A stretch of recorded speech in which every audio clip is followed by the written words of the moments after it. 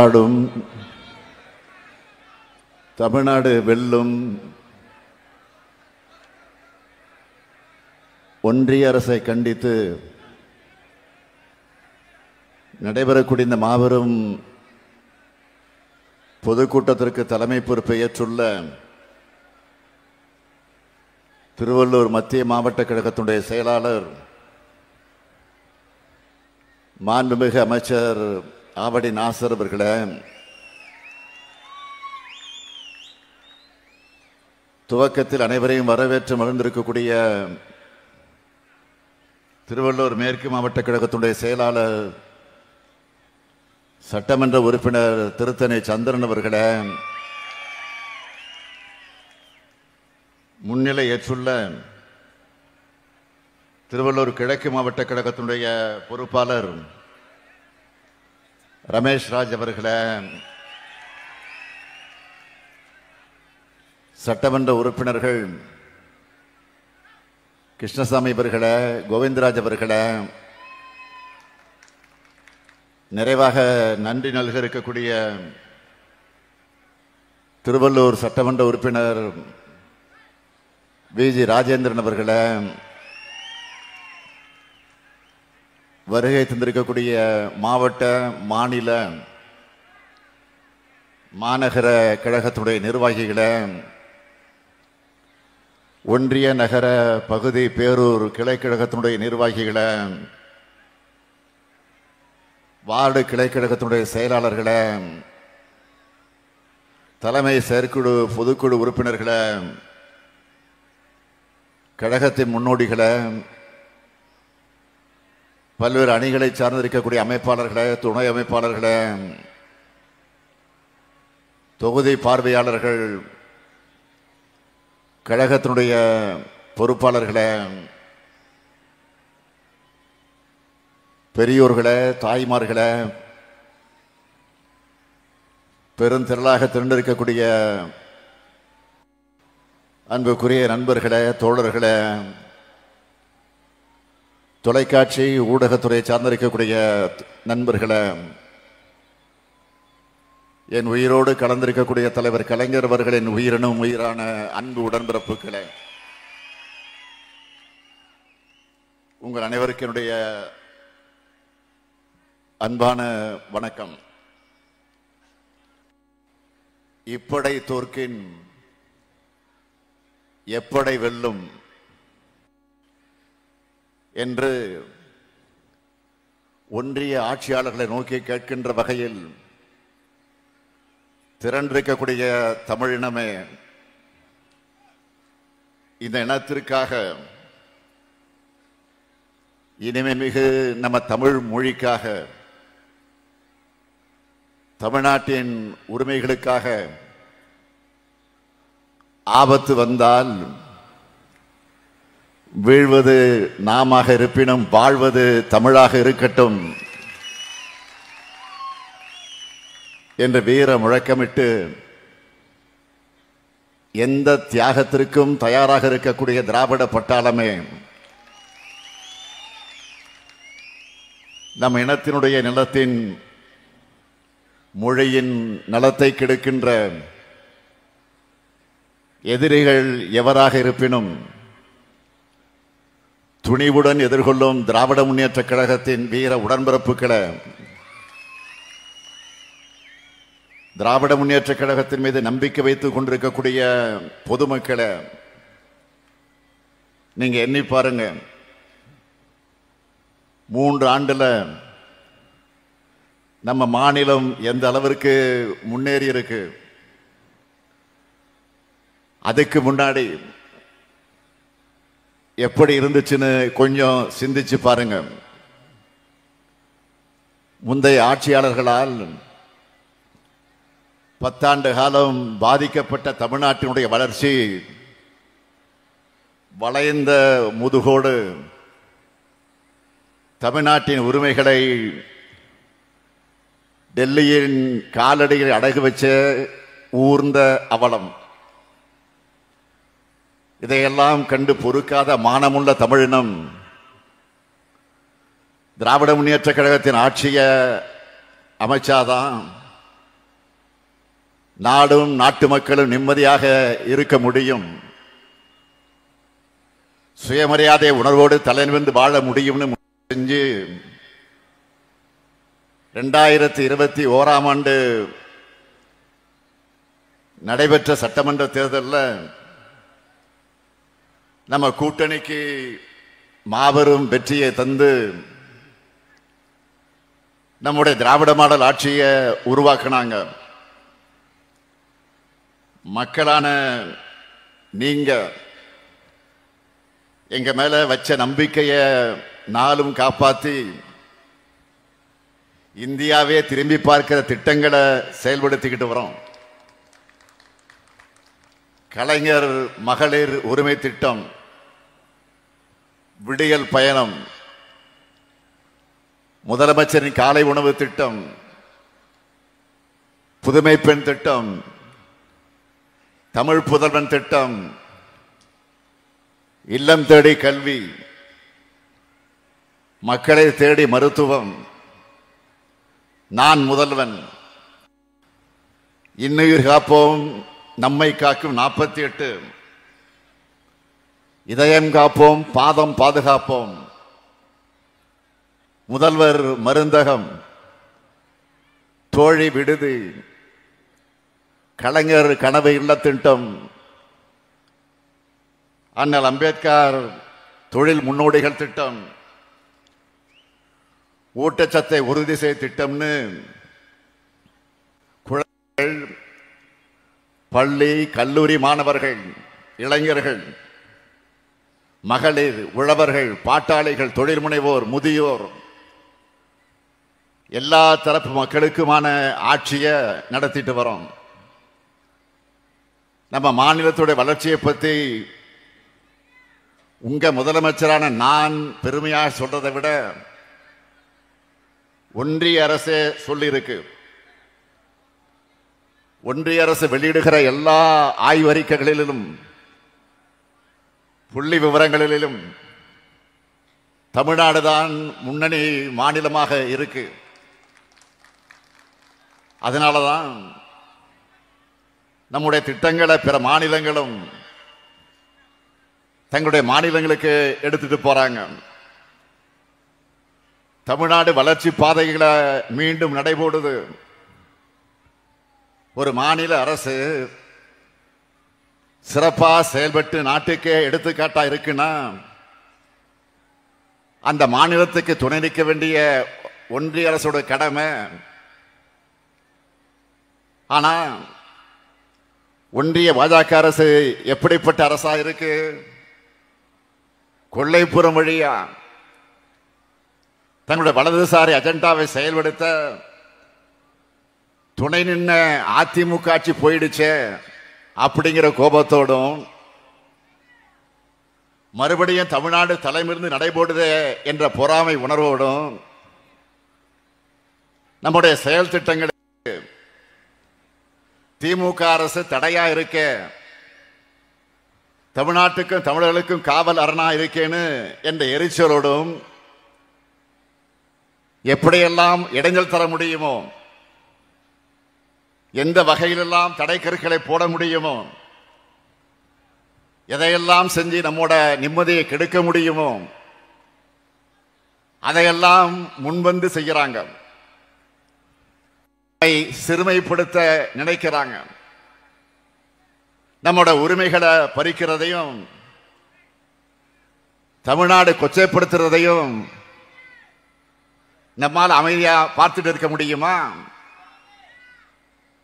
ஆட்சி பொறுப்பில் இருக்கங்கிறதுக்காக, பதவி சுகத்துக்காக ஒன்றிய அரசு கிட்ட பணிஞ்சு போற முதுகெலும்பு இல்லாத அடிமை கூட்டம் இல்ல நாம். சுயமரியாதையும் இனமான உணர்வும் உள்ள திராவிட முன்னேற்ற கழகம்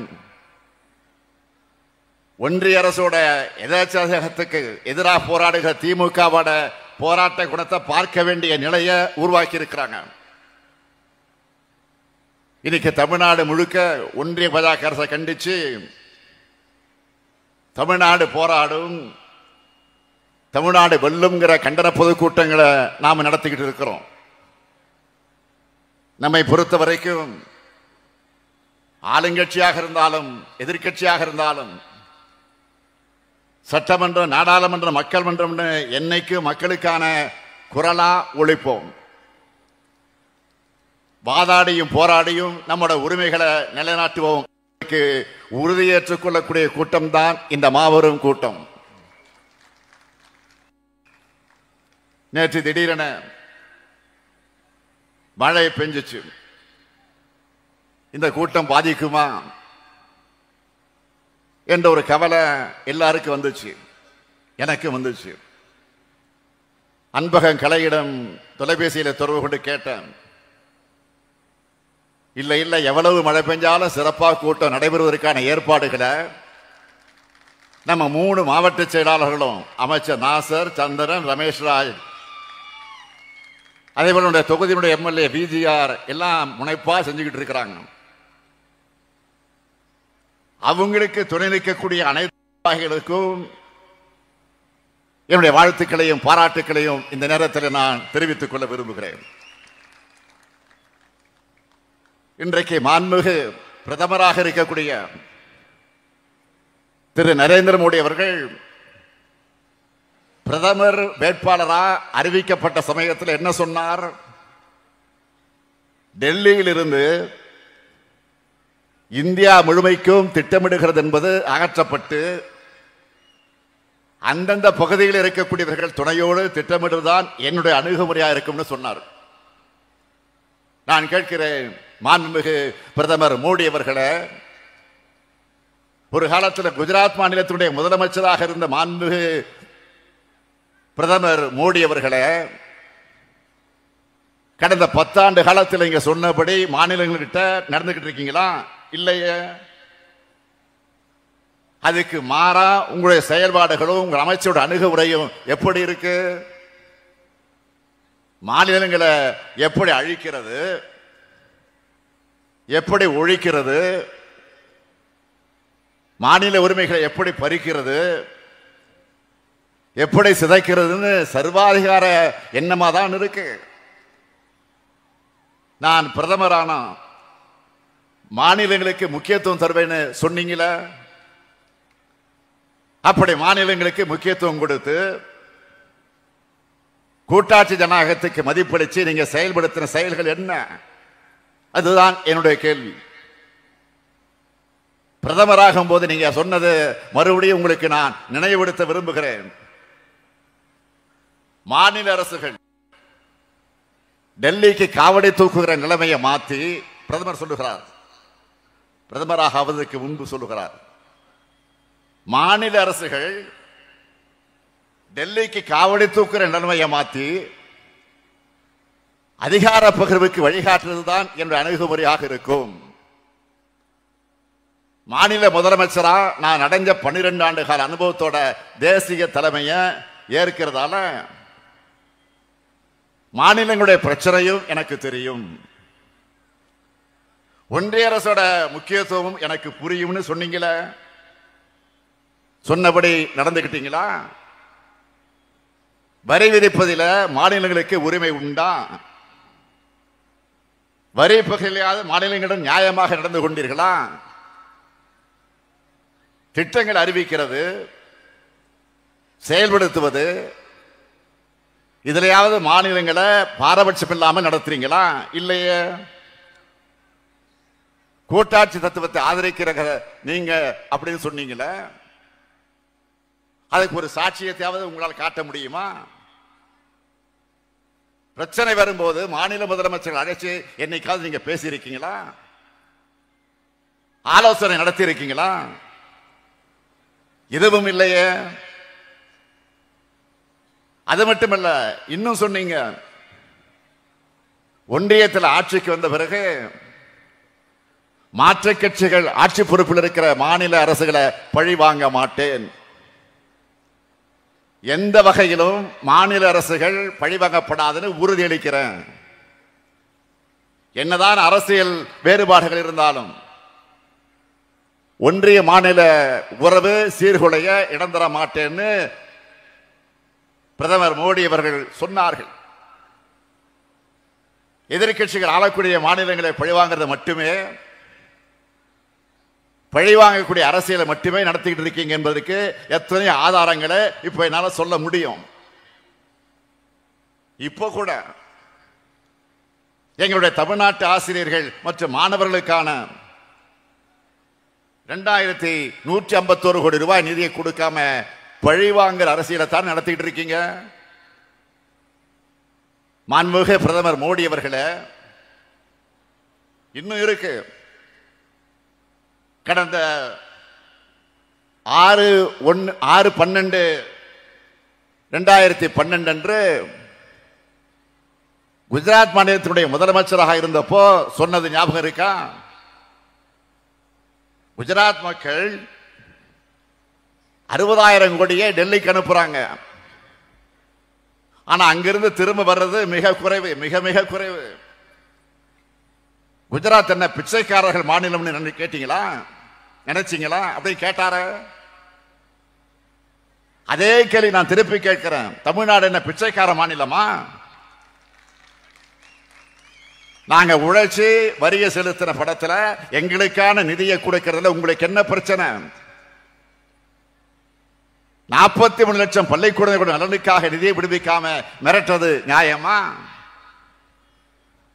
தேசிய கல்விக் கொள்கையை ஏத்துக்கலன்னு தமிழ்நாட்டுக்கு தர வேண்டிய நிதியை தர மறுக்கிறாங்க. உண்மையிலே மக்களுக்கான மாணவர்களுக்கான திட்டமாக இருந்தா நாம அதை ஏன் எதிர்க்க போகிறோம்? எல்லாரையும் கல்விக்குள் அழைச்சிக்கிட்டு வர திட்டமா இருந்தா அதை வரவேற்போமே, வரவேற்று மகிழ்ந்திருப்போமே, மகிழ்ச்சியோடு அதை நிறைவேற்றி இருப்போமே. ஆனா தேசிய கல்விக் கொள்கை அப்படிப்பட்டதான். கல்வியிலிருந்து மக்களை நீக்கம் செய்வதற்கான அத்தனை செயல் திட்டங்களையும் கொண்டதாகத்தான் இந்த கல்விக் கொள்கை இருக்கு. அதனாலதான் எதிர்க்க வேண்டியதாக இருக்கு. தேசிய கல்விக் கொள்கையை நாம ஏன் எதிர்க்கிறோம்னு அதனுடைய வரைவு கொள்கையா வெளிப்படையாகவே கல்வியாளர்கள் அடங்கிய குழுவை அமைச்சு தெளிவான ஆய்வறிக்கையை நாம் வெளியிட்டோம். தேசிய கல்விக் கொள்கை என்பது கல்விக் கொள்கை அல்ல, அது காவி கொள்கை. அது இந்தியாவை வளர்க்க உருவாக்கப்பட்ட கல்விக் கொள்கை அல்ல, இந்தியை வளர்க்க கொண்டு வரப்பட்ட காவிக் கொள்கை. இந்த கல்விக் கொள்கை தமிழ்நாட்டோட கல்வி வளர்ச்சியை மொத்தமா அழிச்சு ஒழிச்சுடணும் தான் நாம எதிர்க்கிறோம். சமூக நீதி எனப்படும் இடஒதுக்கீட்ட தேசிய கல்விக் கொள்கை ஏற்கல. பட்டியலின, பழங்குடியின, இதர பிற்படுத்தப்பட்ட மக்களுக்கு தரக்கூடிய உதவித்தொகையை இந்த கொள்கை மறுக்குது. 3, 5 ஆகிய வகுப்புகளை பொது தேர்வு வச்சு வடிகட்ட பார்க்கிறாங்க. 9ஆம் வகுப்பு முதல் 12ஆம் வகுப்பு வரை செமஸ்டர் தேர்வு முறையை கொண்டு வர போறாங்க. அதாவது ஆல் இண்டியா எக்ஸாம் நடத்துற மாதிரி. உங்க மகனோ மகளோ 12ஆம் வகுப்பு முடிச்சுட்டு விரும்பின கல்லூரியில் போய் விரும்பின பாடத்தில் உடனே சேர முடியாது. இப்போ மருத்துவக் கல்லூரியில் சேர நீட் தேர்வு வைக்கிற மாதிரி ஆர்ட்ஸ் காலேஜுக்கும் தேர்வு வச்சு தான் எடுப்பாங்க. அந்த தேர்வையும் கல்லூரி நடத்தாது, தேசிய அளவில் தேர்வு ஏஜென்சி தான் நடத்தும். 10ஆம் வகுப்பு முதல் பட்டப்படிப்பு வரை படிப்பை தொடர விரும்பாத மாணவர்கள் அவங்களாகவே வெளியேறலாம். இப்படி சொல்றத போன்னு விரட்டத்துக்கு சமம். 6ஆம் வகுப்பு முதல் தொழிற்கல்வி என்ற பெயரால குலக்கல்வி திட்டத்தை அறிமுகப்படுத்த போறாங்க. குலத்தொழில, ஜாதி தொழில தொடராம படிச்சு முன்னேற நினைக்கிறவங்களை மீண்டும் அதை நோக்கி தள்ள பார்க்கிறாங்க. இதையெல்லாம் பார்த்துத்தான் தேசிய கொள்கை ஏற்றுக்க மாட்டோம்னு ஆணித்தரமாக சொல்றோம். ஆனா இதையெல்லாம் ஏத்துக்கிட்டாதான் தர்மேந்திரா பிரதான் என்ன சொல்லுகிறாரு, இதை ஏத்துக்கிட்டு ஆகணும் என்று சொல்லுகிறார். இல்லைன்னா பணம் கிடையாது மறுக்கிறார். 2000 கோடி கிடையாது சொல்லுகிறார். உடனே நான் சொன்னேன் 2000 கோடி நான் 10,000 கோடி தந்தாலும் ஏத்துக்க மாட்டோம் என்று ஸ்ட்ராங்கா நான் சொல்லிட்டேன். அந்த கோபத்தில் தான் அமைச்சர் தர்மேந்திர பிரதான் தமிழ்நாட்டை சேர்ந்தவங்க மேல கோபப்படுகிறார். நமக்கு ஜனநாயகத்தன்மை இல்லையாம், நாகரிகம் இல்லையாம். கல் தோன்றி மண் தோன்றா காலத்தை முன்தோன்றிய இனம் நம்முடைய தமிழினம். உலகத்துக்கு யாதும் ஊரே யாவரும் கேளீர் என்ற பண்பாட்டை உருவாக்கி கொடுத்துச்சு. அத்தகைய தமிழர்களுக்கு ஜனநாயகம் தெரியாதா, நாகரிகம் தெரியாதா? வந்தாரை வாழ வைக்கும் தமிழ்நாடு இது. பிறப்புக்கும் எல்லா உயிருக்கும் அறம் பேசுற தமிழினத்துக்கு ஜனநாயகத்தை பத்தி வகுப்பு எடுக்காதீங்க. நீங்க என்னமோ ஹெட் மாஸ்டர் மாதிரி, நாங்க என்னமோ ஸ்டூடெண்ட் மாதிரி எங்களுக்கு வகுப்பு எடுக்க வந்திருக்கிறீங்களா? விடமாட்டோம். தமிழ்நாடு விடாம போராடுறத நீங்க தாங்கிக்க முடியாம தமிழ்நாட்டை சேர்ந்தவங்க நாகரிகமற்றவர்கள் சொல்றார் ஒன்றிய அமைச்சர் தர்மேந்திர பிரதான் அவர்கள். தமிழ்நாட்டை கொச்சைப்படுத்துவதுதான் உங்களுடைய வழக்கம். ஏற்கனவே பார்த்தோமே, ஒடிசா மாநிலத்தில் தேர்தல் நடந்தப்போ மரியாதைக்குரிய நவீன் பட்நாயக் அவர்களின் செயலாளரா நம்முடைய தமிழ்நாட்டை சார்ந்த ஒருவர் இருந்தார். தமிழ்நாட்டை சார்ந்த ஒரு இருந்தார் என்பதற்காக பிரதமர் மோடியும் உள்துறை அமைச்சரும் தமிழ்நாட்டை எப்படியெல்லாம் கொச்சைப்படுத்தினாங்க. ஜெகநாதர் கோயில் கருவூல சாவிய தமிழ்நாட்டுக்கு திருடிட்டு போயிட்டாங்க. நாங்க ஆட்சிக்கு வந்ததும் அந்த கருவூல சாவி தொடர்பான விசாரணை அறிக்கையை பொதுவில் வெளியிடுவோம் அப்படின்னு பேசினாங்களா இல்லையா? ஜெகநாதர் கோயில் கருவூல சாவிக்கு தமிழ்நாட்டுக்கு என்ன சம்பந்தம்? பிரதமரும் உள்துறை அமைச்சரும் செஞ்சது எவ்வளவு பெரிய அவதூறு. அங்க ஆட்சி மாற்றம் நடந்து பாஜக ஆட்சிக்கு வந்து 5 மாசம் ஆச்சு. கருவூலச்சாவி எங்கன்னு ஒடிசா மாநிலத்தினுடைய எம்பி ஒருவர் நாடாளுமன்றத்தில் பேசி இருக்கிறார். தமிழர்களை திருடர்னு சொன்னதை உடனே வாபஸ் பெறுங்கன்னு அந்த எம்பி சொல்லி இருக்கிறார். இதை கேட்டு அவையில் வாய்மூடி மௌனம் சாதிச்சிருக்கிறாங்க. இதுதான் அநாகரிகம். அநாகரிகம் பற்றி பேசுகிற தர்மேந்திர பிரதான் அவர்களே, எது நாகரிகம்னு உங்களால் சொல்ல முடியுமா? எந்த மாநிலத்திலிருந்து வரியை வசூல் பண்ணிக்கிட்டு எங்களையே பட்டினி போடுறதுதான் நாகரிகமா? தமிழ் பிடிக்கும், தமிழ் பேச முடியலன்னு சொல்லிக்கிட்ட தமிழுக்கு நிதி ஒதுக்காம சமஸ்கிருதத்துக்கு நிதி ஒதுக்கிறது தான் நாகரிகமா? தாய்மொழிய வலியுறுத்துறோம்னு சொல்லிக்கிட்டு அதை செய்யாம சமஸ்கிருதத்தை இந்தியையும் திணிக்கிறது தான் நாகரிகமா? குஜராத்தில் இயற்கை பேரிடர் வந்தா அன்று மாலையே 10,000 கோடி ரூபாய் ஒதுக்கிறதும், தமிழ்நாட்டில் பேரிடர் நடந்து 2 ஆண்டுகள் ஆன பிறகும் நாங்க கேட்டதுல 1 விழுக்காடு நிதி கூட ஒதுக்காம இருக்கிறதா நாகரிகமா? ஒரே ஒரு எய்ம்ஸ் மருத்துவமனையை மட்டும் அறிவிச்சிட்டு 7 வருஷமா அதை கட்டாம ஏமாத்துறது தான் நாகரிகமா? நாகரிகத்தை பத்தி யார் பேசுறது? அநாகரிகத்தின் அடையாளமே நீங்க தான். அநாகரிகத்தை அராஜகமாக பயன்படுத்துறது நீங்க தான். இந்தி ஏத்துக்கலன்னா நிதி தரமாட்டேன்னு சொல்றதை விட அராஜகம் இருக்க முடியுமா? தமிழ்நாட்டை சார்ந்தவங்களை அராஜகவாதிகள் சொன்ன தர்மேந்திர பிரதான் 1/2 மணி நேரத்தில் மன்னிப்பு வச்சுட்டாங்க நம்ம தமிழ்நாட்டு எம்பிக்கள்.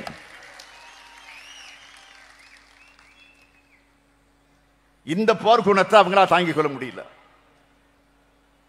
அதனால்தான் தமிழ்நாட்டிலிருந்து வர உறுப்பினர் எண்ணிக்கையை குறைக்க சதி செய்யறாங்க. தொகுதி மறுசீரமைப்பு எனும் கத்தி தென்னிந்தியாவுடைய தலைக்கு மேல தொங்கிக்கிட்டு இருக்கு. இதனால தமிழ்நாடு கடுமையா பாதிக்கப்பட்டிருக்கு. தமிழ்நாட்டில் இப்போ 39 மக்களவை தொகுதிகள் இருக்கு. பாண்டிச்சேரி 1, அது 40, அது வேற. தமிழ்நாட்டில் 39. இதை குறைக்கிற அபாயம் நெருங்கிக்கிட்டு இருக்கு. பொதுவா மக்கள் தொகை வச்சுதான் தொகுதி மறுசீரமைப்பு செய்யப்படுது. மக்கள் தொகை குறைவா இருக்கிறதுனால நாடாளுமன்ற தொகுதி எண்ணிக்கையும் குறையும். தமிழ்நாடு மொத்தமா 8 மக்களவை இடங்களை இழக்கும்னு தெரியுது. அதாவது இனி தமிழ்நாட்டுக்கு 39 இல்ல 31 எம்பிக்கள் தான். நமக்கான பிரதிநிதித்துவம் குறைஞ்சு அதிக மக்கள் தொகை கொண்ட மாநிலங்களுக்கு அதிக பிரதிநிதித்துவம் கிடைக்கும். வட மாநில பகுதிகள் தமிழ்நாட்டினுடைய குரல் நசுக்கப்படும். இது ஏதோ வெறும் உறுப்பினர் இணைக்க பற்றிய கவலை மட்டும் இல்லை, நமக்கு நம்ம மாநிலத்துடைய உரிமையை சார்ந்தது. இதை வச்சு அனைத்து கட்சி கூட்டத்தை நாம் கூட்டினோம். பாஜக நீங்களாக, ஓரிரு உதிரி கட்சிகள் நீங்களாக, மற்ற கட்சிகள் எல்லாம் வருகை தந்து நம்முடைய கருத்துக்களுக்கு வலு சேர்த்தாங்க. இது தமிழ்நாட்டுடைய பிரச்சனை மட்டுமல்ல, தென் மாநிலங்களின் பிரச்சனை என்ற காரணத்தால் இன்னும் சில மாநிலங்களும் இதனால் பாதிக்கப்படும். ஆகவே எல்லோரையும் ஒன்று சேர்க்கிற முயற்சிகளை இறங்கி இருக்கிறோம். தென் மாநிலங்களை எதிர்பார்த்த வெற்றியை பெற முடியாத பாஜக வட மாநிலங்களை பெறக்கூடிய அந்த வெற்றியை வச்சு ஆட்சியை தக்க வச்சுக்கலான்னு பார்க்குது. சரி, தங்களுக்கு செல்வாக்கான மாநிலங்களுடைய எம்பிக்கள் எண்ணிக்கை அதிகரிச்சுக்கிட்டு பார்க்கிறாங்க. இத திமுக தடுத்து நிறுத்தும். தென் மாநில கட்சி அனைத்தையும் சேர்த்துக் கொண்டு தடுப்போம். தொகுதி மறுசீரமைப்பில் பாதிக்கப்பட மாநிலங்களை சேர்த்து கூட்டு நடவடிக்கை குழு அமைக்க இருக்கிறோம். ஆந்திரா, தெலுங்கானா, கர்நாடகா, கேரளா, ஒடிசா, மேற்கு வங்கம், பஞ்சாப் ஆக 7 மாநிலங்கள் இருக்கக்கூடிய 29 கட்சிகளுக்கு நான் கடிதம் எழுதியிருக்கிறேன். நம்முடைய பிரதிநிதிகள், அமைச்சர், நாடாளுமன்ற உறுப்பினர்கள் எல்லாம் நேரடியாக சென்று இந்த கடிதங்களை சம்பந்தப்பட்ட இடத்திலே கொடுத்திருக்கிறார்கள். 2 நாட்களாக கொடுத்து கொண்டிருக்கிறார்கள். அது மட்டும் பிற மாநில முதலமைச்சரோடு நானே நேரடியாக தொலைபேசியிலே காலையிலிருந்து தொடர்ந்து பேசிக் கொண்டிருக்கிறேன். ஒவ்வொரு மாநிலத்திற்கும் ஒரு அமைச்சர், ஒரு எம்பி அடங்கிய குழு சென்று இந்த கருத்தை எடுத்து சொல்றாங்க. விலைக்கு நேரடியாக போய் சொல்லிட்டு இருக்காங்க. இதனுடைய தொடர்ச்சியா சென்னையில் பல்வேறு மாநில கட்சிகள் கலந்து கொள்ளக்கூடிய கூட்டத்தை மார்ச் 22ஆம் தேதி நடத்த இருக்கிறோம். இந்திய நாட்டினுடைய கூட்டாட்சி அமைப்புக்கும் ஜனநாயக கொள்கைகளுக்கும் அச்சுறுத்தலை ஏற்படுத்துறதா தொகுதி மறுசீரமைப்பு இருக்கு. 39 எம்பிக்கள் குரலையே ஒன்றிய அரசு ஏற்க மறுக்கிற நிலையில இந்த எண்ணிக்கை இன்னும் குறைஞ்சாலோ குறைக்கப்பட்டாலோ அது தமிழ்நாட்டுக்கு இழைக்கப்படுகிற அழிக்க முடியாத அநீதியாகிவிடும். பல்வேறு மாநில கட்சிகளும் இணைந்து எடுக்கிற முடிவின்படி அடுத்த கட்ட நடவடிக்கைகளை நாம் எடுப்போம். நிதி தரமாட்டோம், அதிகாரத்தை பறிப்போம், இதை கேள்வி கேட்டா தொகுதி எண்ணிக்கை குறைப்போம் என்ற அளவுக்கு எதேச்சதிகார ஆட்சியை நடத்திட்டு இருக்கக்கூடிய பாஜக, உறுதியோடு சொல்றேன், பாஜகவோட இந்த பாசிச நடவடிக்கைகளுக்கு நாம் எந்த காரணத்தை கொண்டும் உயிரே போனாலும் அடிபணிய மாட்டோம்.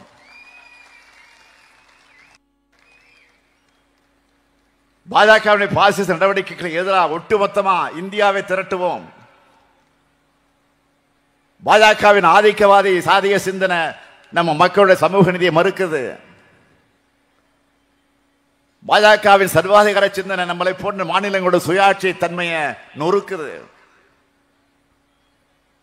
பாஜகவுடைய மதவாத சிந்தனை இந்த நாட்டின் மதச்சார்பற்ற தன்மையை சிதைக்குது.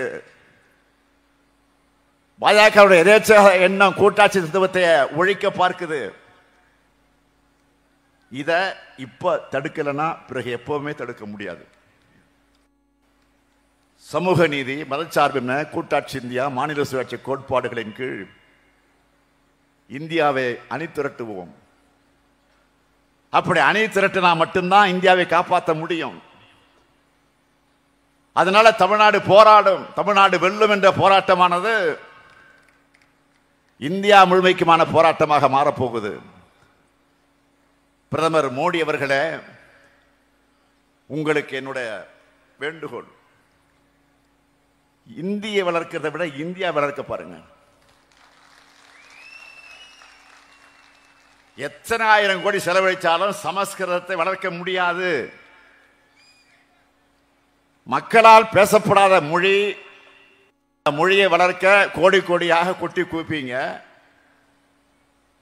உலகமெங்கும் பல நாடுகளில் அரசு அங்கீகாரத்தோடு மக்களால் பேசப்படுகிற எங்க தமிழ் மொழிக்கு ஓரவஞ்சனை செய்வீங்களா? நாடு இப்ப என்ன நிலையில் இருக்கு? பிரதமர் அவர்களே, ஜிடிபி எனப்படும் இந்திய நாட்டினுடைய உள்நாட்டு உற்பத்தியை என்னவா வச்சிருக்கிறீங்க? கடந்த அக்டோபர் டிசம்பர் ஆகிய 3வது காலாண்டுல 6.8 விழுக்காடா வளரணும்னு சொன்னாங்க. ஆனா 6.2 விழுக்காடு தான் வந்திருக்கு. இதுதான் உங்களுடைய வளர்ச்சி இந்தியாவா? அமெரிக்க டாலருக்கு நிகரான இந்திய ரூபாய் மதிப்பு சரிஞ்சு சரிஞ்சு படுபாதளத்துக்கு போகுது. 2014ஆம் ஆண்டு நீங்க ஆட்சிக்கு வரும்போது அமெரிக்க டாலருக்கு இணையான இந்திய ரூபாயினுடைய மதிப்பு 58 ரூபாய் 47 பைசாவா இருந்துச்சு. இப்போ 2025ஆம் ஆண்டு 87 ரூபாய் 99 பைசா ஆயிடுச்சு. இதுதான் இந்தியாவுக்கான வளர்ச்சியா? அமெரிக்க பொருள்கள் மீது விதிக்கிற கூடுதல் வரியை குறைக்க இந்தியா ஒத்துக்கிட்டாங்கன்னு அந்த நாட்டினுடைய அதிபர் வெளிப்படையா பேட்டி அளிச்சிருக்கிறார். இது அவமானம் இல்லையா? இந்தியாவுக்கு இருக்க மதிப்பு மரியாதை இதுதானா? இந்தியாவுடைய மதிப்பை உயர்த்த நீங்க எடுத்த நடவடிக்கை என்ன? 2 ஆண்டுகளா மணிப்பூர் 10 எரியுது. 250 பேர் பலியாக இருக்காங்க. 2 நாட்களுக்கு முன்னாடி கூட வன்முறை நடந்திருக்கு. இதை தடுக்க ஒரு சிறு திரும்பை கூட ஒன்றிய பாஜக அரசு போடல, நடவடிக்கை எடுக்கல. நாங்க ஆட்சிக்கு வந்தா ஒரு மீனவரை கூட கைது செய்ய மாட்டாங்கன்னு சொன்னவர் யாரு? மோடி. அவருடைய 10 ஆண்டுகள் ஆட்சியில 3000 பேர் கைது செய்யப்பட்டிருக்கிறாங்க. கடந்த ஆண்டு மட்டும் 530 பேர் மீனவர்கள் கைது செய்யப்பட்டிருக்கிறாங்க. இந்த ஆண்டு இந்த 2 மாசத்துல 130 பேர் கைது செய்யப்பட்டிருக்கிறாங்க. சின்ன நாடான இலங்கை கூட உங்களை மதிக்கலையே. இதுதான் உங்களுடைய பரிதாபங்கள். அதனால்தான் அதல பாதாளத்துக்கு இந்தியா இறங்கிக்கிட்டு இருக்கு. இதை தடுக்க வேண்டிய கடமையும் பொறுப்பும் மாநில கட்சியாக இருந்தாலும் திமுகவுக்கு இருக்கு. இந்தியாவில் மக்களாட்சியை காக்கக்கூடிய முன்னணி படையா திராவிட முன்னேற்ற கழகம் திகழ்னு பேர் அண்ணா அவர்கள் சொன்னார. அத்தகைய முன்னணி நாம செயல்படுவோம். அதற்கு உதாரணம், நாடாளுமன்றம் தொடங்கினதிலிருந்து மீடியாவில் பார்த்தீங்கன்னா இப்ப வரைக்கும் தமிழ்நாட்டை பத்தி தான் எல்லா ஒன்றிய அமைச்சர்களும் பேசுறாங்க. நான் அவங்களுக்கெல்லாம் சொல்லிக்கொள்ள விரும்புவது, நீங்கள் நாள்தோறும் வசைபாடினாலும் தமிழ்நாடு தொடர்ந்து போராடும், தமிழ்நாடு இறுதி வரை போராடும், தமிழ்நாடு இறுதிகளை வெல்லும் வெல்லும் வெல்லும் வெல்லும். விடைபெறுகிறேன். நன்றி, வணக்கம்.